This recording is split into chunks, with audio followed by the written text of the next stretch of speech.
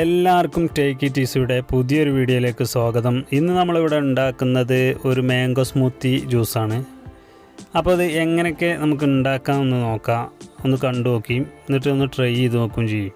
കണ്ടാൽ നിങ്ങളെ ടൈം വെറുതെ വേസ്റ്റായി പോകുന്നില്ല. അപ്പോൾ അതിനെന്തൊക്കെ വേണ്ടതെന്ന് നമുക്ക് നോക്കാം. ഒരു 2 മാങ്ങയാണ് നമ്മളിവിടെ എടുത്തിട്ടുള്ളത്.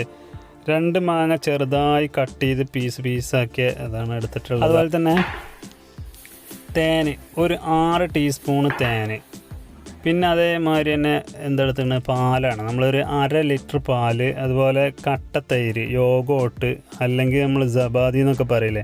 അപ്പം ഇനി എങ്ങനെയാണ് നമ്മളിത് ഉണ്ടാക്കാമെന്ന് നോക്കാം. ഇത് ഉണ്ടാക്കേണ്ട വിധം എങ്ങനെയൊക്കെയാണെന്ന് നോക്കിക്കോളിയും, കണ്ടോളിയും, പഠിച്ചോളിയും, ട്രൈ ചെയ്ത് നോക്കിക്കോളിയും.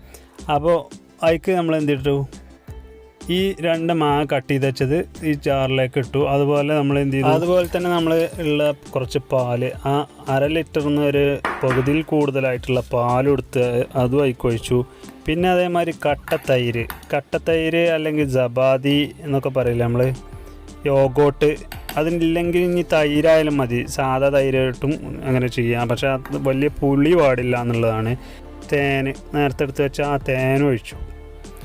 ഇനി ഈ തേൻ ഒഴിച്ചിട്ട് നമ്മൾ ആ മിക്സിയിലിട്ടിട്ട് ഒന്നങ്ങോട്ട് അടിച്ചെടുത്താൽ സംഗതി ഓക്കെയാണ്. നമ്മൾ മാംഗോ സ്മൂത്തി ഇവിടെ റെഡി ആവും എന്നല്ല, റെഡിയായി.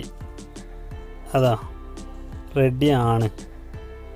അപ്പോൾ ഇനി എല്ലാവരും ഇതൊന്ന് ട്രൈ ചെയ്യുക. അതേപോലെ തന്നെ ഇത് എല്ലാവർക്കും ഒന്ന് ഷെയർ ചെയ്ത് കൊടുക്കുക ഈ വീഡിയോ. പിന്നെ ഒരു കാര്യം, ഈ ചാനൽ ഇതുവരെ സബ്സ്ക്രൈബ് ചെയ്യാത്ത ആരെങ്കിലും ഉണ്ടെങ്കിൽ ഒന്നങ്ങോട്ട് സബ്സ്ക്രൈബ് ചെയ്തിടി. പിന്നെ ഇപ്പോൾ നമുക്കിത് ഒന്ന് മൊഞ്ചുള്ള സ്മൂത്തി ആക്കണം എന്നുണ്ടെങ്കിൽ എന്തെങ്കിലുമൊക്കെ അതിൻ്റെ മുകളിൽ ചെറിയൊരു ഡിസൈനൊക്കെ വേണമെങ്കിൽ കൊടുക്കാം. അപ്പോൾ അതിനായിട്ട് നമ്മളിവിടെ ഡിസൈൻ ചെയ്തിട്ടുള്ളത് ഒരു മാങ്ങ എടുത്തുങ്ങാണ്ട് ചെറിയ പീസാക്കിയിട്ട് അതാണ് ഇതിലിട്ട് കൊടുത്തിട്ടുള്ളത്.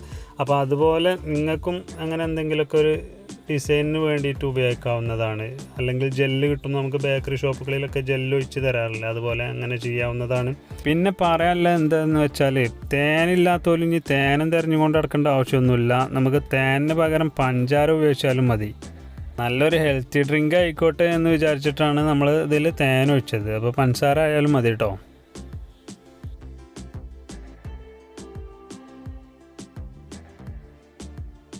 അപ്പോൾ എല്ലാവരുടെയും അഭിപ്രായങ്ങളും നിർദ്ദേശങ്ങളും ക്ഷണിച്ചുകൊണ്ട് മറ്റൊരു വീഡിയോ ആയിട്ട് നമ്മൾ ഇനി വീണ്ടും കാണുന്നത് വരെ ബായ്.